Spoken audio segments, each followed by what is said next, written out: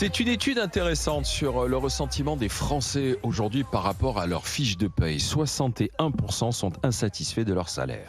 Oui, c'est un point de crispation pour une majorité des Français, hein, c'est la rémunération. Les Français ils disent on n'est pas assez bien payé. 61%, c'est peut-être d'ailleurs l'un des thèmes majeurs de la prochaine présidentielle. C'est comment faire en sorte que les Français soient mieux payés dans ce pays. La moitié des salariés du privé touchent moins de 2200 € net par mois. La moitié.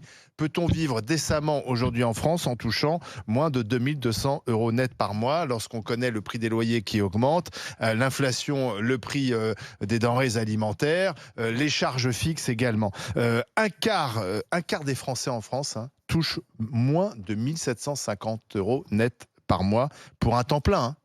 Donc il y a un vrai souci.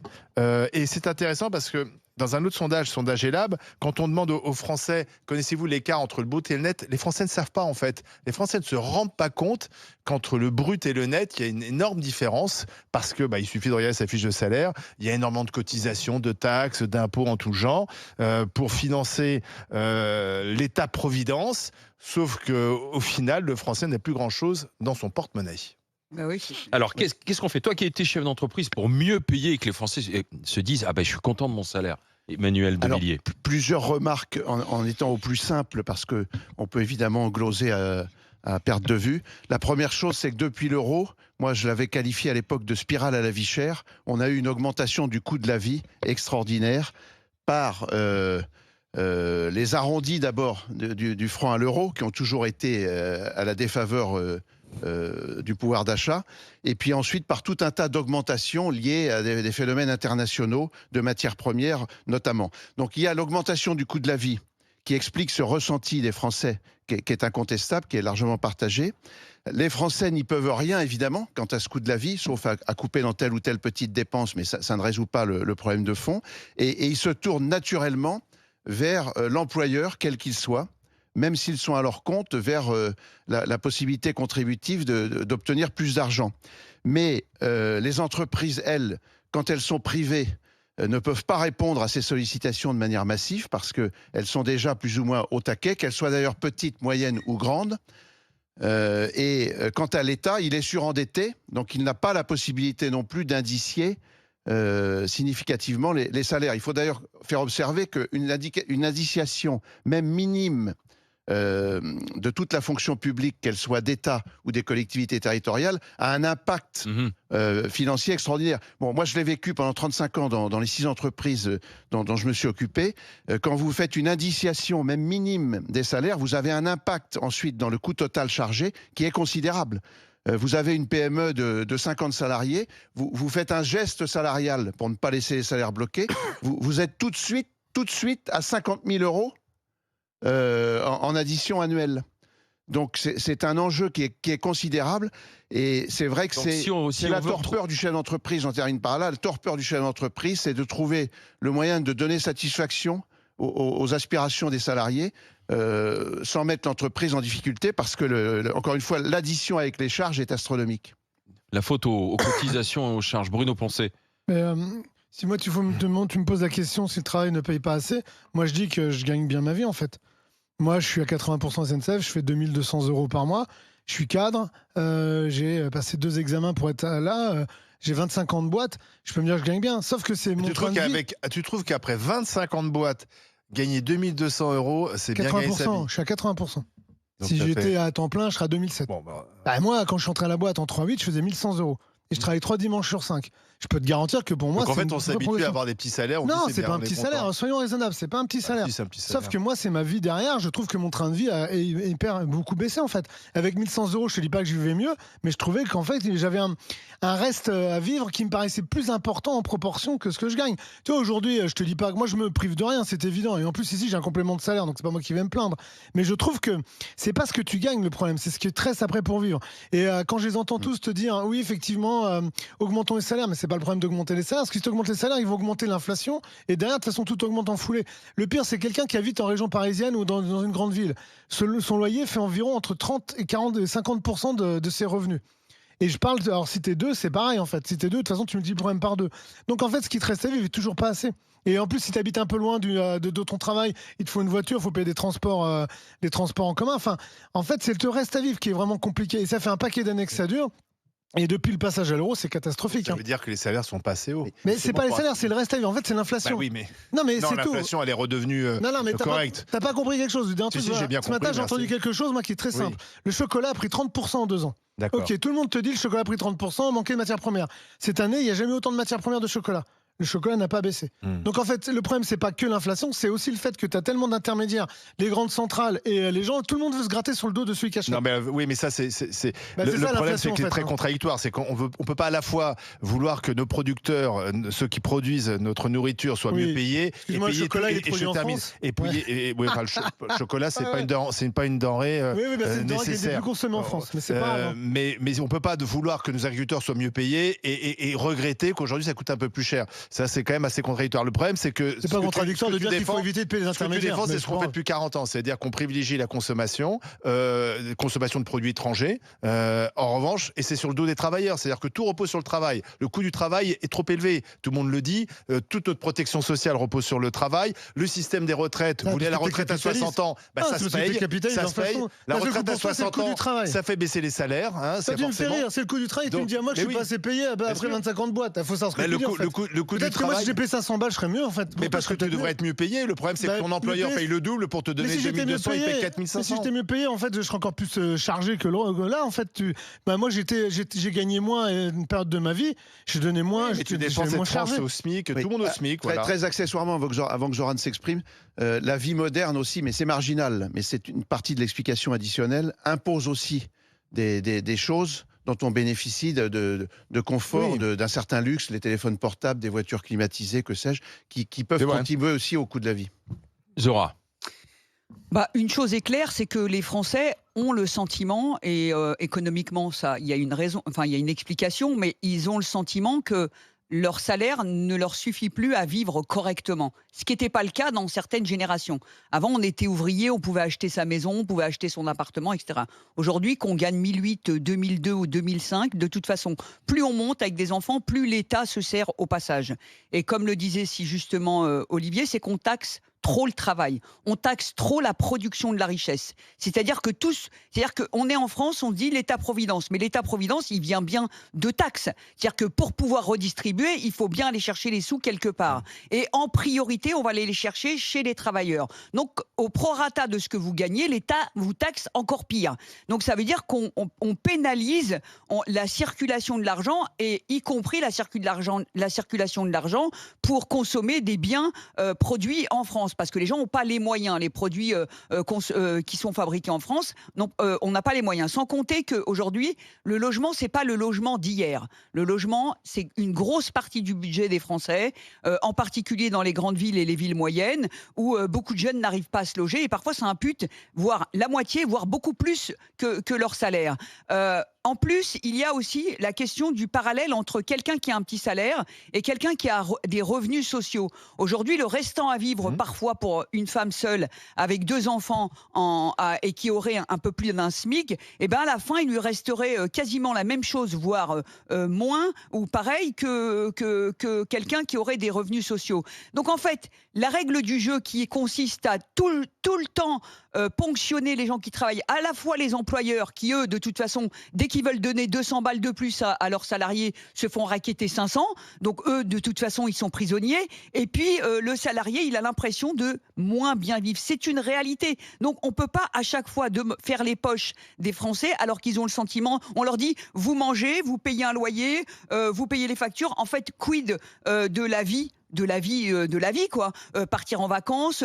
À l'époque, les ouvriers, ils partaient 4 semaines en camping. Aujourd'hui, un camping, un mobil-home, c'est entre 1000 et 1500 euros la semaine. C'est-à-dire que les classes moyennes et les classes populaires sont maintenant exclues d'un tas de choses que les générations qui précèdent avaient accès. Donc oui, il y a un sentiment de à la fois moins bien gagner sa vie et puis de moins bien vivre. Et quand tu es augmenté, il y a de la frustration parce qu'en fait, on augmente ton brut, mais en fait, comme c'est pris, il y a les cotisations, les impôts, il y a beaucoup de gens. C'est quelque chose qu'on entend beaucoup, c'est que je gagne plus, mais je ne le vois pas en fait. Donc il y a une espèce de sentiment de frustration. Mais parce que quand l'employeur te donne 100 €, l'État au passage en raquette une partie. Et avec un peu de chance, tu changes de tranche d'impôt en plus. Voilà, en plus. Il n'y a pas que ça. En fait, tu as deux choses qui se télescopent aujourd'hui, c'est-à-dire qu'avec les réductions de charges, on a créé des trappes à bas salaire. Et tu as l'offre de consommation qui s'est élargie. Mais oui. Donc, en fait, tu gagnes effectivement peut-être un petit peu moins aujourd'hui, mais c'est surtout que tu as le sentiment de frustration qui s'est amplifié. Et donc, tu te dis, finalement, à quoi ça sert que je bosse, puisque tout ce qu'il y a autour de moi, je peux me payer qu'une petite partie. Alain, le pire, c'est les gens qui te disent, non, mais enfin, tu gagnes 2000, 2005 avec 2 enfants, vous gagnez 3000 à 2, tout va bien. Sauf que non, ça se passe pas comme ça, parce que quand tu gagnes 3000, c'est cantine plein pot, centre aéré plein pot, crèche plein pot, tout plein pot, et certes, tu es au plafond. Après, ça a été un choix collectif. En France, contrairement à d'autres pays comme des pays plutôt anglo-saxons, on a fait le choix de la protection plutôt que du revenu. C'est-à-dire, certes, on accepte en France d'être moins bien payé. On est moins bien payé qu'aux États-Unis ou en Grande-Bretagne, etc. Bien sûr. Mais rassurez-vous, on va vous soigner gratuitement. Vos enfants vont être... C'est plus vrai. Vos enfants vont aller à l'école. C'est plus vrai. Et on va tout prendre en charge. Le problème, c'est que derrière, ça ne suit plus. Non, c'est plus vrai. On s'aperçoit qu'à l'hôpital, le service n'est plus aussi bien qu'avant. Il y a les mutuelles qui augmentent. À l'école, il y a quand même beaucoup de gens qui commencent à mettre leurs enfants dans le privé parce qu'ils pensent que l'école publique ne rend pas les services demandés. Donc en fait, ce choix de la protection sur le revenu, ce choix collectif, il est remis en cause. Il est remis en cause. Est-ce qu'il faut aller vers un modèle anglo-saxon ou est-ce qu'il faut améliorer notre système ? Il faut préciser, il est remis en cause non pas parce qu'il est inutile, c'est parce qu'il est mal fléché, parce qu'il est mal utilisé. Parce qu'il sert aussi à financer des choses. Oui. Encore une fois, excusez-moi, mais c'est l'obsession. Quand tu suspends la réforme des retraites, forcément. Oui, il faut la financer. Tu peux pas augmenter derrière les salaires. Mais c'est comme. Puisque une partie de notre salaire part pour financer les retraites. Oui, mais c'est comme ceux qui disent les transports gratuits. À la fin, il y a quelqu'un qui paye. Ben oui. C'est toujours. Bien sûr. Il y a toujours quelqu'un qui paye à la fin. Donc c'est celui qui va gagner 3 000 € à qui on va dire écoute, tu auras 50 € d'impôts par an en plus. Et tout le discours, à un moment donné, qu'on entend un peu moins, mais qui consistait à dire, dans une partie de la gauche, pas toute la gauche, qu'il fallait aller vers la décroissance pour sauver la planète. Très bien, mais la décroissance, c'est moins d'entrée d'argent. C'est moins d'emplois. Donc comment on finance notre système très généreux ? Dan est auxiliaire de vie. Il intervient au 32-16. C'est sa première avec nous. Il est dans les Pyrénées-Orientales. Bonjour Dan. Bonjour les grandes gueules. Bienvenue, vous êtes auxiliaire de vie, donc je le rappelais. Est-ce que vous êtes parmi ces 2 tiers des Français qui se sentent, qui estiment être mal payés alors ? Dites-moi. Oui. Alors moi en fait je voulais réagir, c'est juste vous dire une petite phrase. C'est pas en fait qu'on soit mal payé, c'est le coût de la vie qui est trop cher, donc on peut pas s'en sortir. Les loyers par exemple. Oui, ma petite phrase c'est avant une baguette de pain coûtait 1 franc, maintenant elle coûte 1 euro. Avant une voiture coûtait 30 000 francs, maintenant c'est 30 000 euros. Oui, mais on veut des voitures de plus en plus sophistiquées avec plein d'électronique, plein de sécurité. Attendez, laissez parler Dan. J'ai presque fini. Avant, une maison, ça coûtait 200 000 francs. Maintenant, ça coûte 200 000 €. Par contre, avant, moi, j'étais payé 6 000 francs. Mais j'ai pas été payé 6 000 €. Là, ils ont bien fait la conversion. J'ai été payé 1 000 €. En fait, le coût de la vie a explosé de 6 par rapport à l'euro. Mais nos salaires, ils ont bien fait la conversion, quoi. Oui, les salaires n'ont pas suivi. Voilà.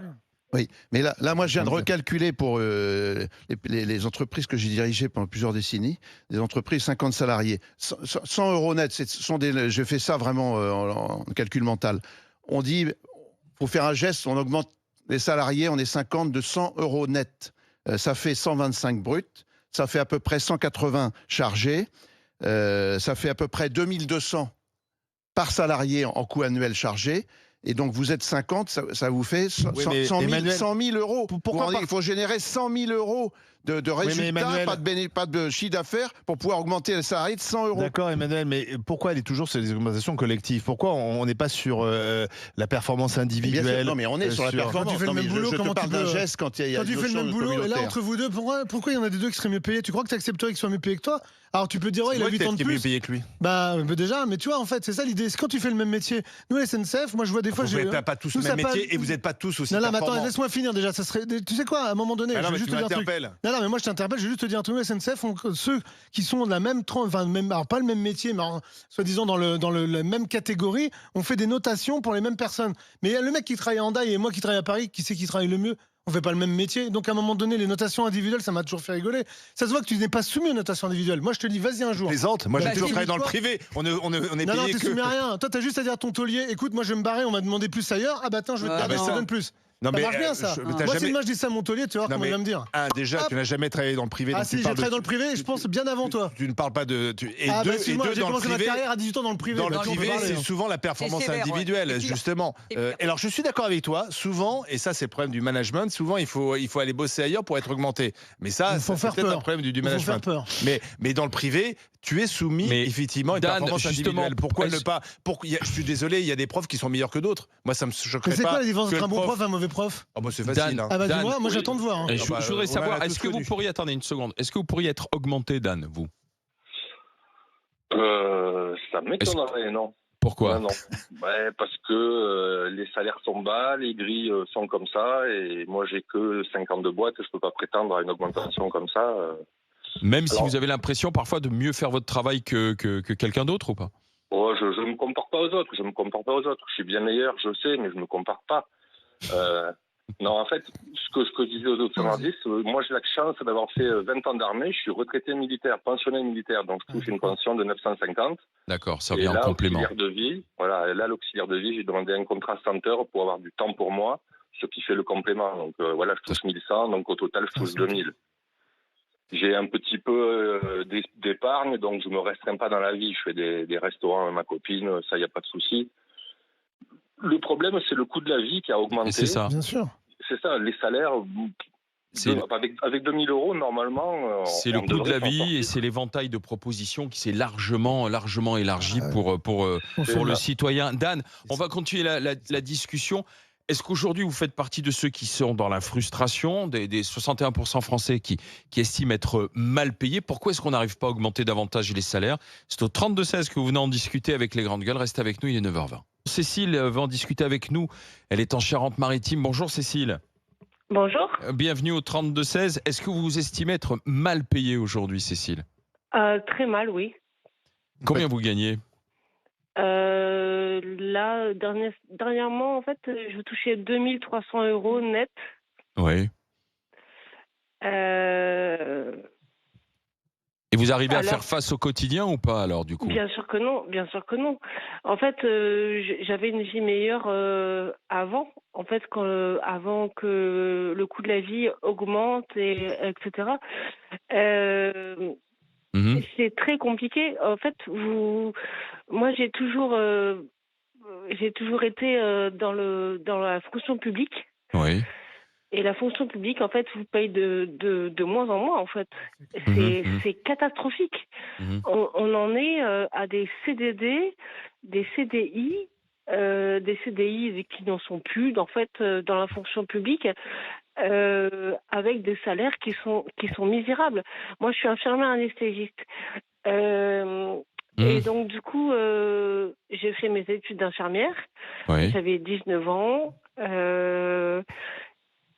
J'ai travaillé pendant 3 ans dans un hôpital public. Après, je suis partie faire mes études d'infirmière anesthésiste dans le sud. Et en fait, quand j'ai vu les salaires, je me suis dit, mais c'est pas possible, en fait.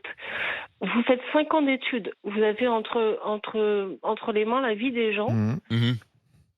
Et vous êtes payé quasiment comme une secrétaire. Alors, c'est pas pour dénigrer les secrétaires. C'est absolument pas je comprends ce que vous voulez dire. Vous avez d'autres responsabilités, bien évidemment. C'est ce que vous voulez dire. Quoi. Oui, bien sûr. Voilà. Et puis, oui, mais c'est ça c'est intéressant ce qu'elle vient de dire, parce que beaucoup de postes qualifiés, finalement, se retrouvent à peine au-dessus du minimum. Donc, en fait, tu fais des études, tu as un poste qui est qualifié, à responsabilité, tu es infirmière anesthésiste, donc tu as quand même une responsabilité, et finalement, ton salaire, c'est à peine au-dessus du salaire Bienvenue dans la fonction publique. Hein. Oui, non, mais je pense que ça, c'est très frustrant, parce qu'on parlait de la frustration de consommation. Moi, j'y crois pas trop de cette explication. Moi, je pense que c'est la frustration par rapport à la responsabilité qu'on doit assumer. Je suis désolé, quand tu es infirmière anesthésiste, ça vaut plus que 2300 net. Alors, moi, je voudrais rajouter juste quelque chose. Quand les gens ont des salaires bas, au SMIC, voire un tout petit peu plus, pourquoi le travail n'est pas respecté et les travailleurs ne sont pas respectés? Parce que les minima sociaux, pour avoir des prix de crèche, de cantine, de CMU, pour être aidés, en fait, les travailleurs pauvres sont exclus de la protection sociale et des minima sociaux. Et ça, c'est un drame. C'est-à-dire que quelqu'un qui dit « je me lève, je travaille, je suis pas feignant, je participe à la richesse du pays, mais malheureusement, mon salaire ne me permet pas d'arriver, de joindre les deux bouts, mais je n'ai pas le droit à la CMU parce que je gagne trop, comme si gagner 1500, 1600 euros, c'était trop. La crèche ou la cantine, il n'y a quasi jamais de gratuité pour eux. Les centres aérés, n'en parlons pas. Les activités sportives, souvent, les gens peuvent pas parce qu'ils rentrent pas dans les grilles. Donc, imaginez ce qu'il faut gagner, c'est-à-dire rien pour être protégé. Or, il faut aider les travailleurs pauvres. C'est-à-dire qu'il faut remonter la protection sociale, ce pourquoi tout le monde paye, pour aider les gens qui travaillent. Il faut aider les gens qui travaillent. De toute façon, il n'y a plus d'argent. Donc non, mais si, tu le reflèches, tu changes. Non, mais si. Mais non. Bah, faut arrêter. Il n'y a plus d'argent. Il faut qu'ils soient mieux payés. Mais tu sais, elle sera obligée. Bah si, en fait, il faut être mieux payé. Je comprends pas que moi que les gens soient aussi mal payés, en fait. Si tu travailles... Il faut moins de social. Bah oui, mais non, un peu plus de revenus. Non, il faut qu'à un moment donné aussi... Moins de protection sociale et plus de revenus. Et après, les gens, quand ils seront bien payés, ils se débrouilleront tout seuls. Il y a des grosses boîtes en France qui payent très bien leurs salariés. Oui, mais je veux te dire un truc, ces boîtes-là. Voilà, mais t'as des boîtes. Tu veux les taxer.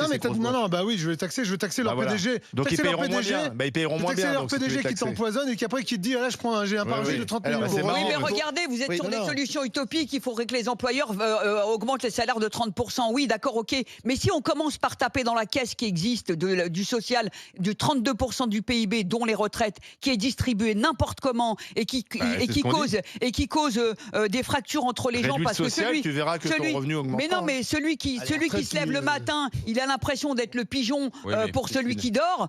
Au bout d'un moment, c'est vrai que ça pose un problème. Pour revenir au cas de Cécile qui est au téléphone, il y a aussi une remarque qui est importante, c'est qu'elle s'est beaucoup investie dans ses études, ça coûte beaucoup d'argent, donc pour employer un grand mot, il n'y a pas de retour sur investissement. Allez-y, Cécile, pardon. Oui, je veux juste rajouter quelque chose. En tant que fonctionnaire, en tant que titulaire de la fonction publique hospitalière, quand vous perdez votre emploi aussi, vous n'avez droit à rien. En fait, vous n'êtes même pas inscrit, vous n'avez pas droit au chômage, vous n'avez aucun droit, en fait, en tant que fonctionnaire. Donc c'est ça qu'il faudrait peut-être changer aussi dans la loi. C'est que malheureusement, la fonction publique est en train de péricliter et on offre maintenant que des CDD dans la fonction publique hospitalière. Alors, je parle que de la fonction publique hospitalière, mais je sais par des amis communs que dans la police, dans l'éducation nationale, c'est la même chose. Et on vous dit, en tant que fonctionnaire, vous vous inscrivez à France Travail et on vous dit, vous avez droit à rien.